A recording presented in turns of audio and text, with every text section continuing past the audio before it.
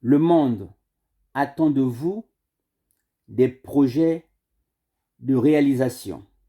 Le monde attend de vous de la créativité. Le monde attend de vous de l'investissement.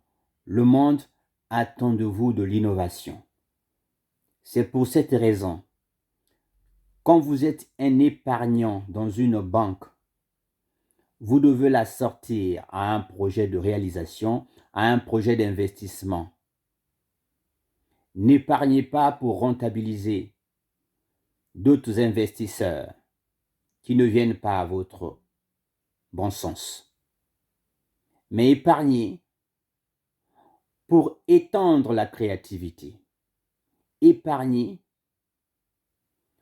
pour plus investir dans son propre champ, dans son projet initial. Si vous épargnez sur un capital plus élevé ou moins élevé, peu importe, la banque qui reçoit votre épargne, normalement, serait dans l'obligation de vous traduire ce qu'elle en fait avec les investisseurs qui viennent se greffer à votre capital initial. Et normalement, le bénéfice qu'ils auraient engendré en utilisant votre capital sans vous le dire, normalement, devrait vous revenir à une part raisonnable.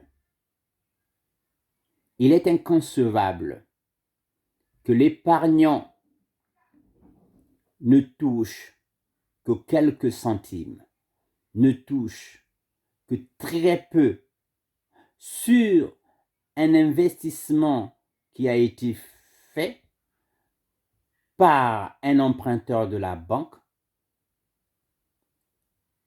et que cet investisseur aurait fait beaucoup plus de profit.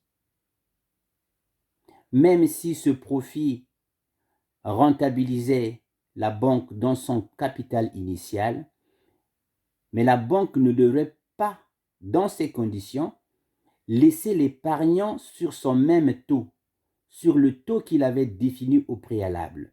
C'est pour cette raison, le livre La fin du règne de l'argent vient pour vous éveiller, vient pour vous préciser les conditions dans lesquelles vous devez appréhender l'ensemble des phénomènes qui dominent le monde.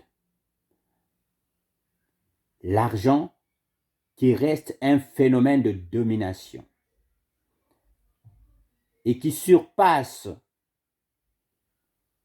sa mission première qui était liée, et qui est liée d'ailleurs à l'échange des biens et services.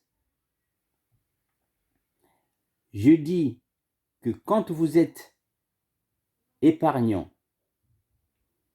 et que vous voulez valoriser votre épargne,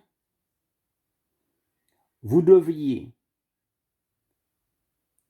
négocier le taux, pas en dessous de la loi, mais au-dessus de ce que prévoit la loi, et avoir des informations relatives